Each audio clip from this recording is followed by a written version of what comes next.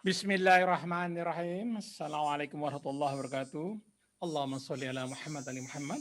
Alhamdulillah kita berjumpa lagi hari ini hari Rabu tanggal 7 Oktober 2020 atau 18 Safar 1442 Hijriah. Seperti biasa Radio Sulut Tarhim dan juga Rasio TV melalui YouTube kembali menghadirkan acara tamu kita. Kali ini kami menghadirkan seorang tamu via live Zoom. Beliau lahir di Jakarta tanggal 7 Mei ya di Jakarta tanggal 10 Mei, tanggal 10 Mei tahun 67. Ya. Kemudian sekolah di SMA 3 Jakarta, kemudian kuliah di ITB di Sosial Ekonomi, kemudian di UI S2-nya ambil gizi komunitas, kemudian S3-nya juga di UI di Kesehatan Masyarakat. Salah satu yang akan kita bincang masalah bullying. Bullying adalah tindakan atau perilaku yang dilakukan untuk menyakiti baik dalam bentuk verbal, psikologis, atau emosional, serta bisa juga dalam bentuk fisik. Salah satu itu yang akan kita bicarakan dengan narasumber kita, yaitu Dr. Lely Wahyuniar, Master of Science.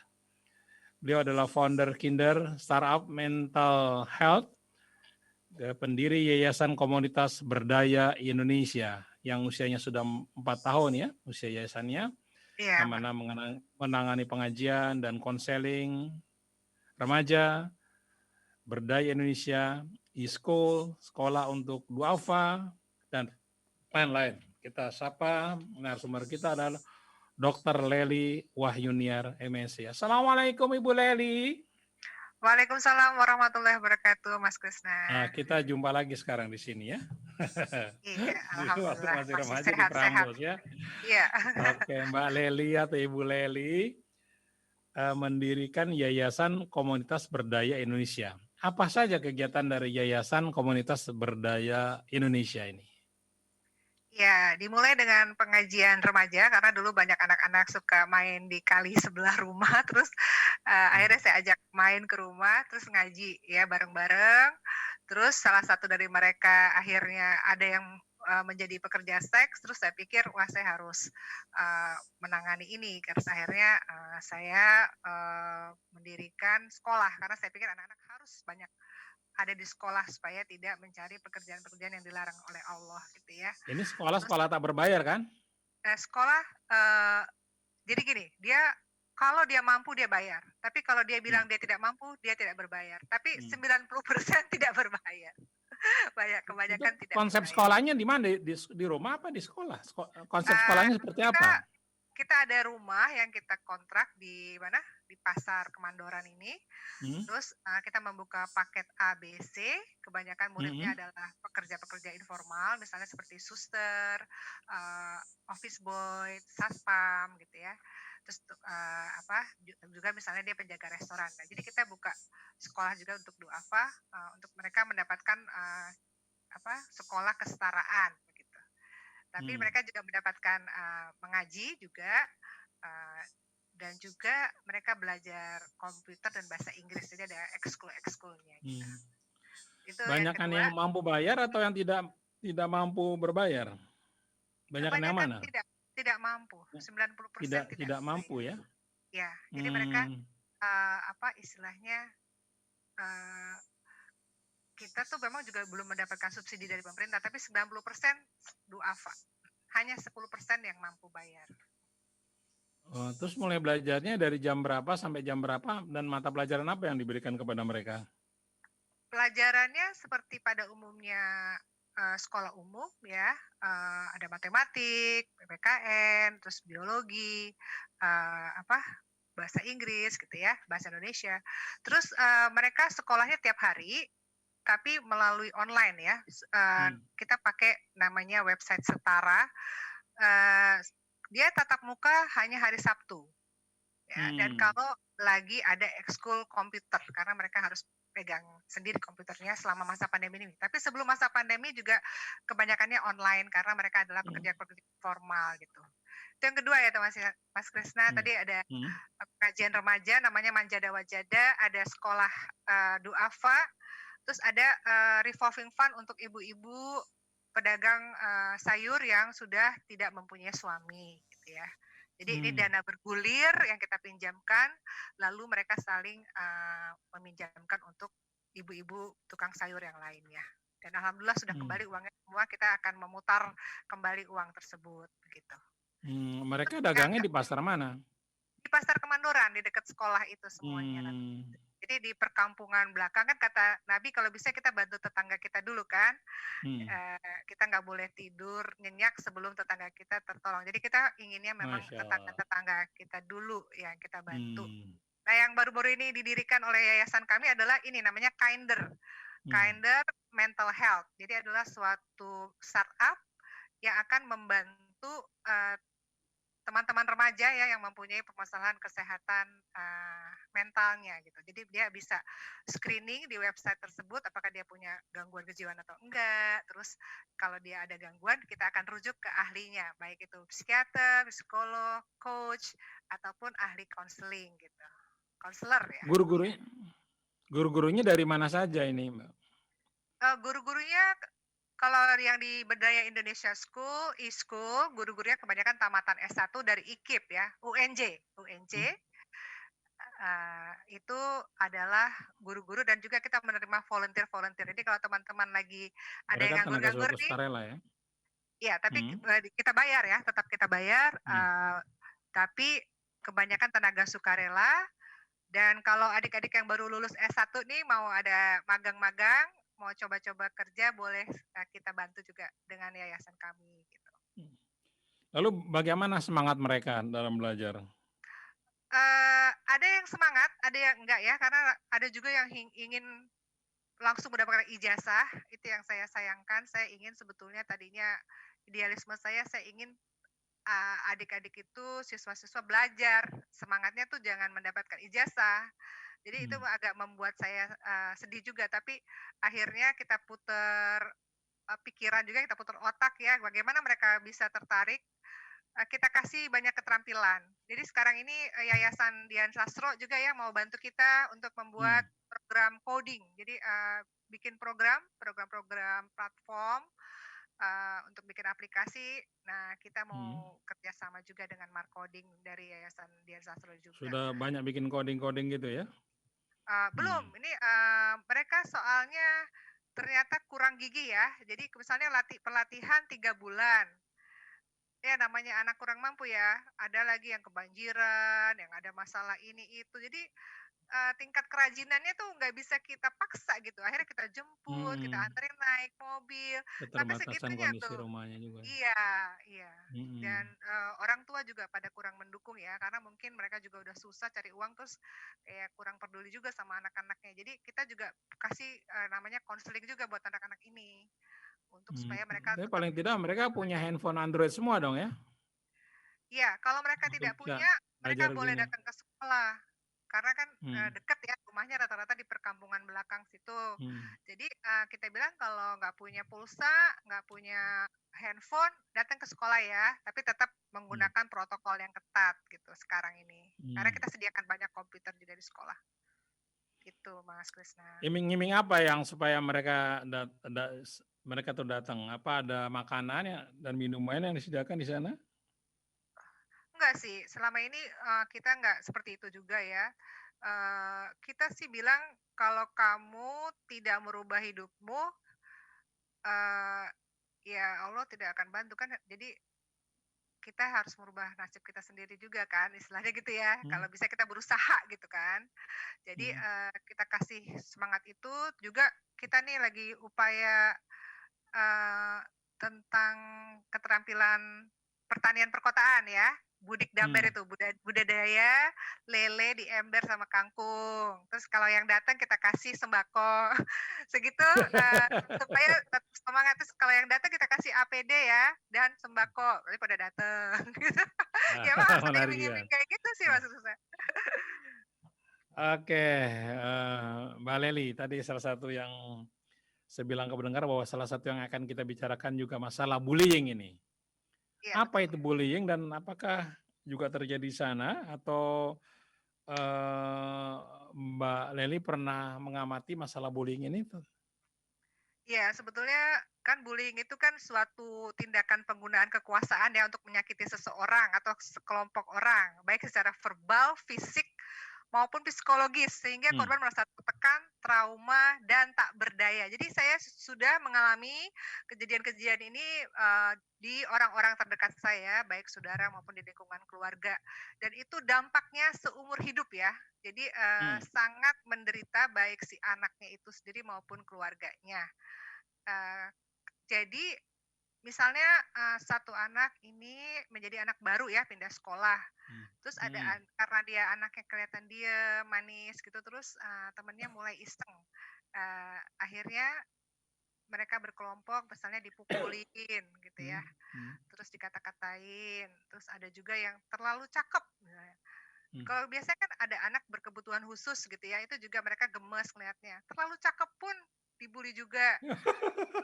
Ya, terlalu cantik pun dibully, terus terlalu diem pun dibully. Jadi orang Indonesia nih, saya nggak bisa men-generalize juga ya, tapi banyak juga orang-orang yang tidak punya perasaan juga ya, maksudnya dia kan harusnya tahu nggak semua orang itu kuat ya mentalnya ya. Ada orang yang kalau dikatain apapun dia cuek aja gitu, tapi ada juga orang yang mungkin mentalnya lemah Sensi ya, ya, kurang tersensi. sensi ya, itu nggak bisa tuh biasanya nanti dampaknya ke kesehatan mentalnya. Dia bisa depresi, malah ada yang mau bunuh diri, ya kan? Sampai juga bisa ke narkoba. Pokoknya dampaknya bisa sakit bipolar, itu penderitaan seumur hidup. Jadi mungkin anak-anak itu tidak menyadari ya, makanya saya mendirikan, yayasan ini sebetulnya saya ingin mengurangi hal-hal tersebut, baik anaknya maupun keluarganya. Jadi hanya sedikit yang terdampak gitu. Apalagi sekarang udah ada sosial media, mereka juga bisa sekarang lewat sosial media, ngata-ngatainnya lewat situ ya. Jadi mereka yang terbebas dari bullying apa? Semua kondisi tadi kena juga yang cakep, yang cakep juga kena. Ya, ternyata kita memang harus, membekali anak-anak kita pertama dengan, berkomunikasi secara asertif. Jadi kalau ada orang-orang yang mulai iseng sama kita, kita boleh bilang bahwasanya, "Maaf, saya tidak bisa diperlakukan seperti itu karena itu menyinggung perasaan saya."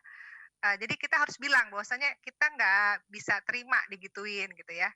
Dia nggak bisa terima juga kita meningkat naik ke guru gitu kan, kita lapor ke guru, mungkin di sekolah juga harus sekolah ramah anak yang ada kayak kotak pengaduan gitu, Mas. OSIS-nya mungkin juga harus bisa jadi pendukung sebaya ya. Jadi kalau ada teman-temannya yang dibully, ada pendukung sebaya. Jadi teman-teman yang lihat, "Oh, temanku dibully." Jadi kita harus ada gerakan moral juga di sekolah bahwasanya semua itu teman baik kita. Jadi kita lindungi teman-teman kita yang lemah gitu. Karena kadang-kadang Hmm, kan ini berkomplot, ngegeng, ada anak yang merasa berkuasa karena dia senior, kantin kantin senior, tangga tangga senior, tangga junior sebelah kiri, kalau dia lewat kanan dia disengkat, diapain gitu kan. Walaupun itu sekolah-sekolah ngetop di Jakarta ya, ternyata itu hmm, terjadi dan guru-guru mungkin, tidak tahu. Apalagi kalau yang kegiatannya di luar daerah, misalnya pelonco masa orientasi untuk menjadi pencinta alam, itu ada yang meninggal ya, hmm, salah satu SMA hmm. negeri, Iya. sampai pencinta alamnya kan dibubarin waktu itu.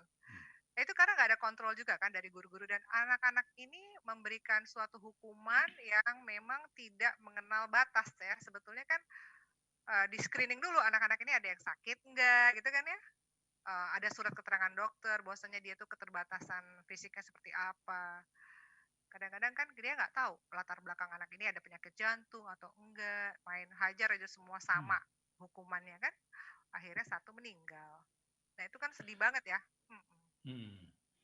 Oke, Dokter Leli, apakah Yayasan Komunitas Berdaya Indonesia ini juga menerima pengaduan-pengaduan bullying dari luar, dari pihak lain yang tidak masuk dalam anggota? Bisa?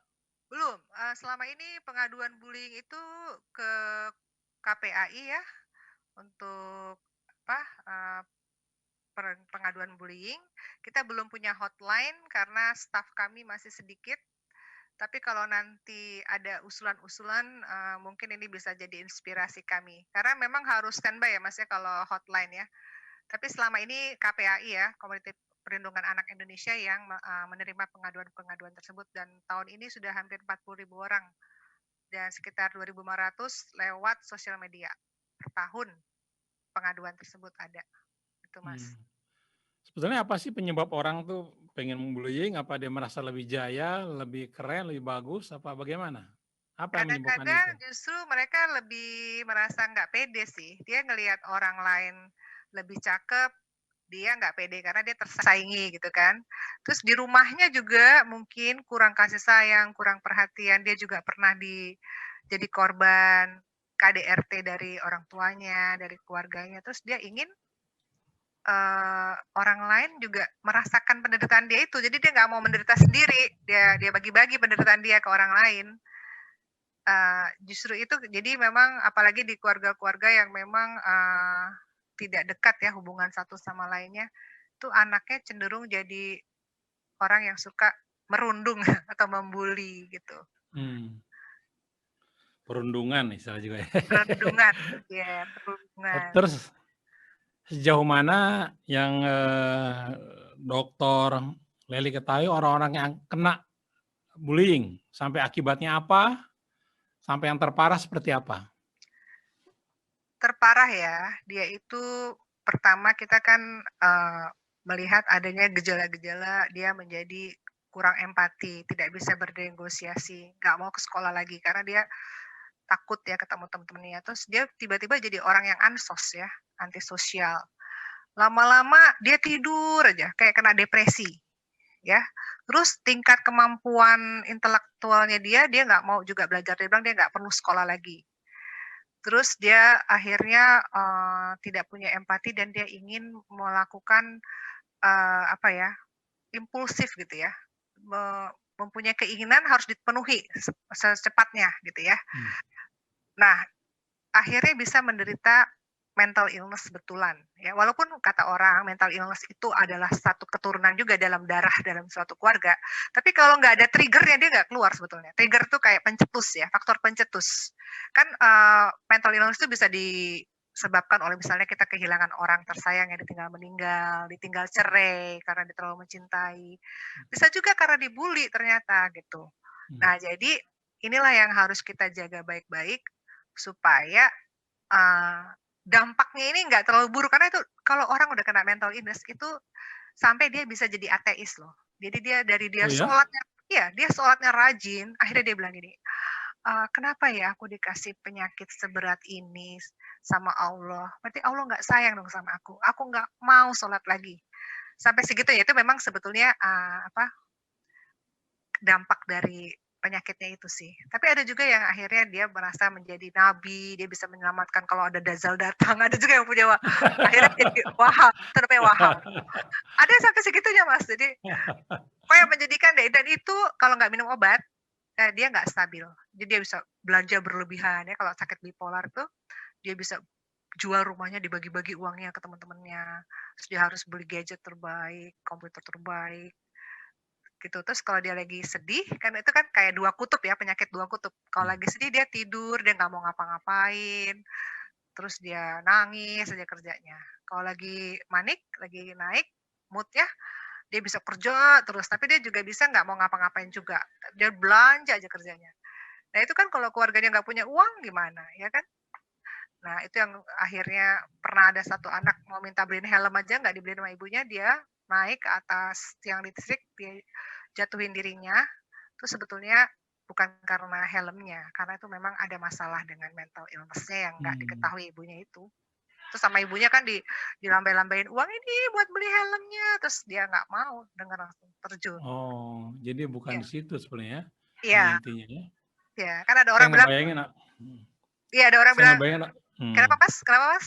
Mas saya duluan ya? ngebayangin orang ini bullying itu yang repot bukan si anak yang kena bullying-nya, tapi orang tuanya. Dia menceritakan ke orang tuanya. Orang tuanya bisa berbuat apa untuk apakah harus hadir sekolah kan nggak mungkin, dia juga sibuk kantor atau apa. Itu dia, Seperti itu apa yang kira-kira repot. situasinya itu kalau Biasanya orang kena kalau saya bullying? sarankan untuk di awal-awal terjadinya bullying itu biasanya anak memang minta pendampingan. Dia diminta di sekolah dianterin. Ya kita temani, kita temani Entar beberapa di-bullying lagi, dianterin gitu, iya dianterin diledekin ya, lagi. anak mami Heeh, gitu ya. Iya, mmm, kalau waktu di tingkat SD itu memang lebih gampang ya, karena anak-anak yang ngebully itu ditaruh di ruang kepala sekolah, terus anak-anak itu, dihukum di situ. Kalau anak-anak SD gampang, tapi kalau di SMP atau di SMA kita ngadu ke guru, anak itu akhirnya dipanggil yang ngebully, ditambah lagi tonjokannya, ditambah porsinya. Akhirnya kan Hmm, anak yang dibully itu takut lah, akhirnya nggak mau iya, sekolah lagi, akhirnya iya. akhirnya homeschooling. Homeschooling kan di rumah berlama-lama juga akhirnya dia, jadi ansos, itu yang bahaya kan. Yang paling bagus sih kalau misalnya udah ada kejadian begitu, dia sekolah homeschooling tapi yang komunitas. Jadi dia seminggu 3 kali dia masih ketemu temennya, nanti ada pelajaran bareng-bareng temennya. Jadi dia masih bisa bersosialisasi, jangan sampai dia yang sendirian di rumah, wah bisa macam-macam yang dia kerjain itu. Jadi, Hmm. itu mengakibatkan suatu kesedihan berkelanjutan deh buat si anak dan juga buat keluarganya, gitu loh. Bullying ini banyak terjadi kepada murid-murid perempuan atau laki-laki? Sama, eee, sama ya, tergantung, tapi kebanyakan sih pada perempuan ya, Oh, perempuan tapi yang melakukan bullying juga perempuan juga? ada yang perempuan, ada yang laki. Kadang-kadang perempuan itu misalnya dia naksir cowok ya, dia nggak berani ngomong kan di Indonesia itu. Nanti dikatain temennya, "Ah, lu kagak naksir, lu bencong lu," gitu. Padahal kan sebetulnya dia naksir, tapi nggak tahu cara mengungkapkan dengan baik, akhirnya malah jadi membuli gitu loh. Hmm. Coba kalau dia bilang baik-baik kan akhirnya jadi salah paham, gitu loh. Jadi, di Oh, Indonesia ini memang ngerinya ada orang, feminin dikit ya, kan ada anak laki-laki yang dilahirkan dia tidak terlalu macho gitu ya. Nah itu hmm. jadi bahan juga ya kan, "Lo kok, feminin sih?" Gitu kan. Nah ini sangat menyakitkan kan, akhirnya dia kehilangan kepercayaan diri, itu yang paling bahaya sih kalau udah kehilangan kepercayaan diri, dia udah nggak mau ngapa-ngapain lagi, kayaknya hidupnya udah berakhir aja di situ. Nah itu yang paling bahaya Mas Krisna. Oke, Iwan dan Howat, kami masih berbincang-bincang dengan Dr. Lely Wahyuniar, sarjana sains ya. Ya, Beliau adalah pendiri Yayasan Komunitas Berdaya Indonesia yang menangani masalah pengajian di rumahnya, kemudian menyalurkan orang-orang yang ikut apa istilahnya itu dana PKBM ya, bergulir. Oh PKBM, iya, PKBM, Pusat Kegiatan kemudian Belajar Mengajar, kepada janda-janda miskin juga yayasan itu memberi pinjaman, misalnya untuk berjualan sayur. Seperti biasa, kami juga akan membacakan nomor HP yang Anda bisa hubungi. Silakan disiapkan pulpen sama kertas. Saya akan membacakan nomor HP dari Dr. Lely Wahyuniar, MSc. Nomornya adalah 0817, kemudian 00, kemudian 11967. 0817, kemudian 00, 11967.